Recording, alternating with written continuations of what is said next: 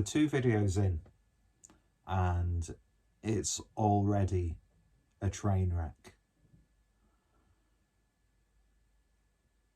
Yesterday's video, which was the first video in the series, wasn't even the first video in the series. There's just been technical issue after technical issue after technical issue after technical issue. And I do have another bottle of today's beer for the 12 days of dark beers. But I want to save it for Christmas Day. So you're going to have a half-arsed, half-drank beer for today's video. And spoiler alert, it's bloody special. And that beer, of course, is the Christmas Ale 2021 from Anchor out of California. 7% ABV.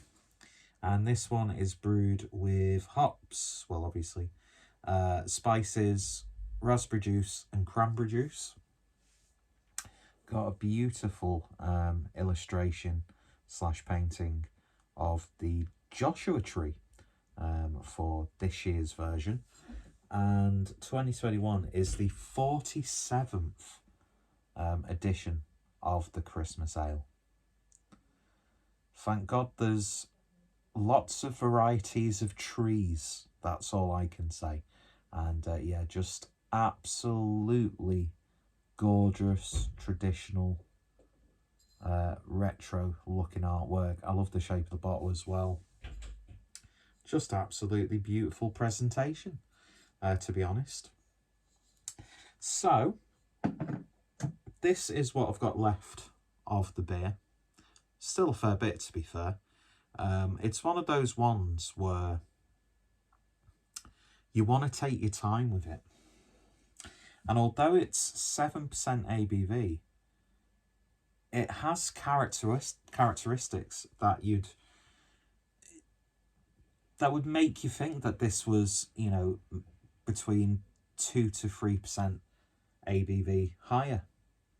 Just of like the intensity of flavour and the robustness of the beer.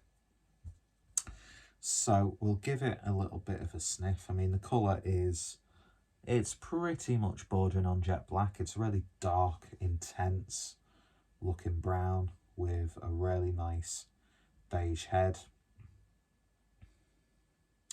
Just looks absolutely fantastic in a snifter. That's what she said. I don't know what orifice that's supposed to be. But, oh man.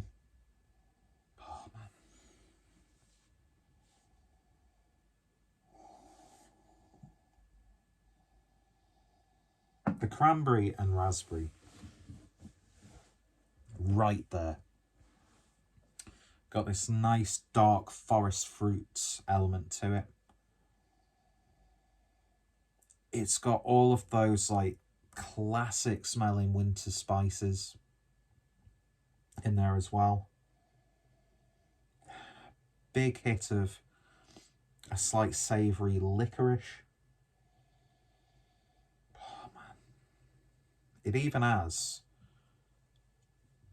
like a peated sort of smokiness to it. Now I'm not too sure if they have actually used, I was going to look it up on Untappd, I can't be bothered. I don't think they have used malts like that, any smoked malts. Maybe it's coming from the sort of like the aromatics from the spice blend. But yeah, it's got this like woodiness to it. There's elements of it where you think that could have been aged in a really sort of like pungent sort of barrel, because you do get a slight spirit-like element as well as a sort of like a fortified wine, because you get a little bit of like a slight port character. There's an ever so slight suggestion of like a nice cooking sherry but then you get a little bit of a brandy flavour, but then also you're getting like the spiced element of like a nice dark spiced rum. There's a little bit of chocolate in there. Big sort of like fig, currant, raisin. Christmas cake, obviously. But a Christmas cake that you've drizzled melted dark chocolate over. There's just so much going on from the nose. So we'll have a taste. Cheers.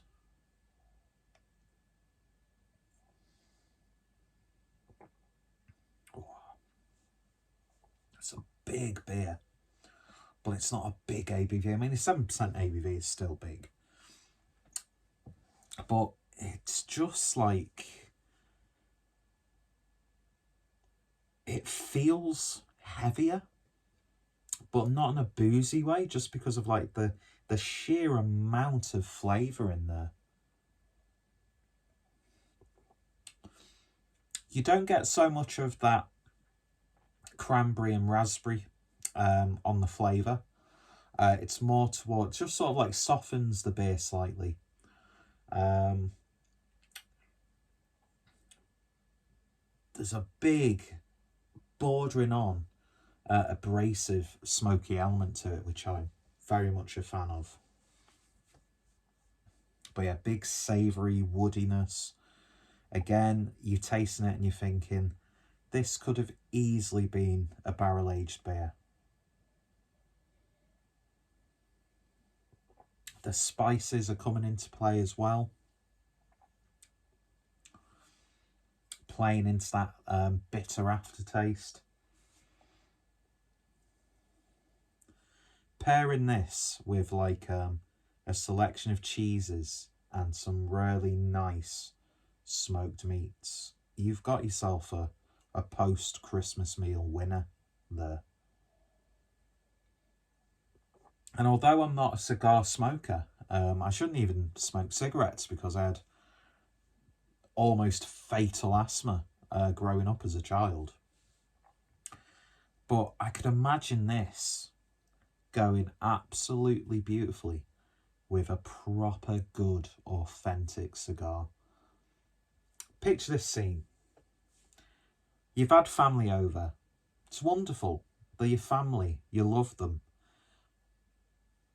But sometimes you've got those relatives who you love them being there, but you love it more when they leave. So they've gone. You've had a nice hearty meal. You've had some really nice drinks. You know, you've got 50 pairs of socks, which I'm not one of those people who, I like getting gifted socks and undies as a present because it's useful. And receiving cigarettes as a Christmas gift is useful. Who the fuck wants to leave the house to go to the shop to buy cigarettes over Christmas? So I'm happy to accept, 40 cigs as part of a gift.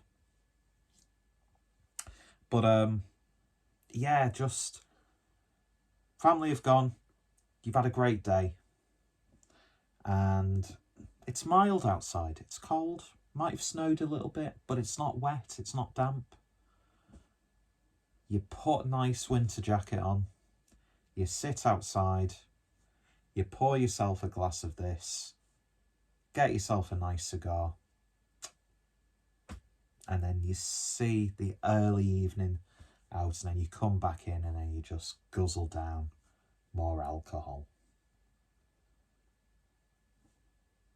That's what Christmas is all about. I have a very sort of like pessimistic, nihilistic view of Christmas after these past couple of years. But I'm just looking forward to the food. I'm looking forward to the alcohol. That's all I need. Everything else about Christmas and New Year, jump in the sea. Just jump in the sea. But yeah, if you can get pissed throughout and make an absolute twat of yourself and cause strife within your own family, then you know Christmas has gone really, really well. But yeah, this is just, when I say it's a beautiful beer, I mean it's a beautiful beer. I think I've only ever had one of the other editions of the Christmas ale, and that was about 2 or 3 years ago.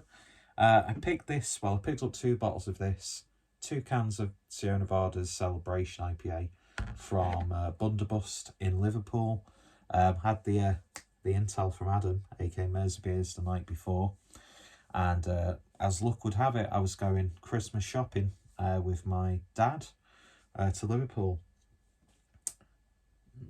The only thing I bought gift-wise was gifts for myself, aka beer. And popped into Bunderbust, picked up 2 bottles of this, 2 cans of that, and I was just like, beer boner. Do you know what I mean? Just proper throbbing beer boner. But I love this sort of stuff. These sort of like heritage sort of thing. And it's just the presentation. I love the concept.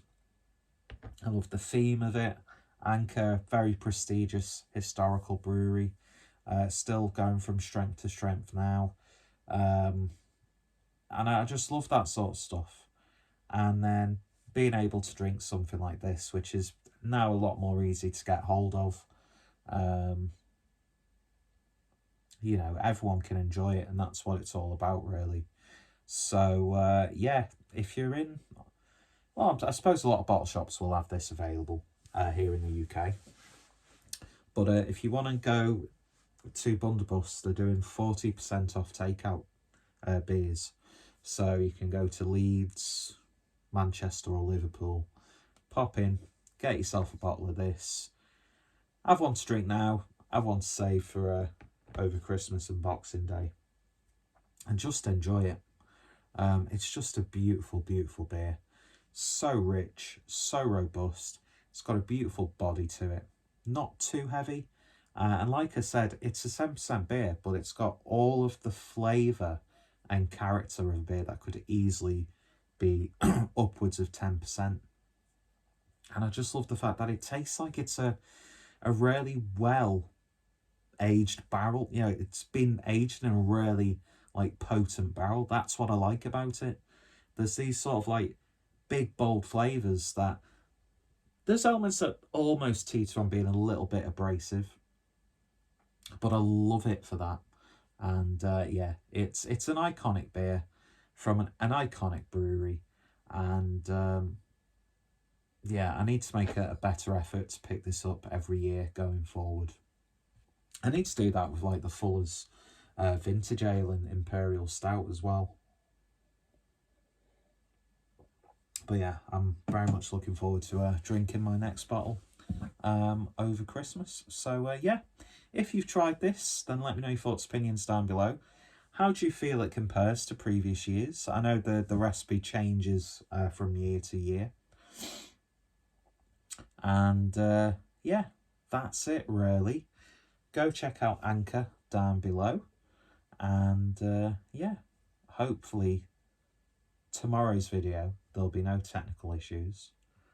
Still no idea what beer I'm going to be reviewing. I'm pretty much reviewing these within like a day of uploading them, so I've got basically a week of drinking, which is never a bad thing, really. All in moderation though, folks.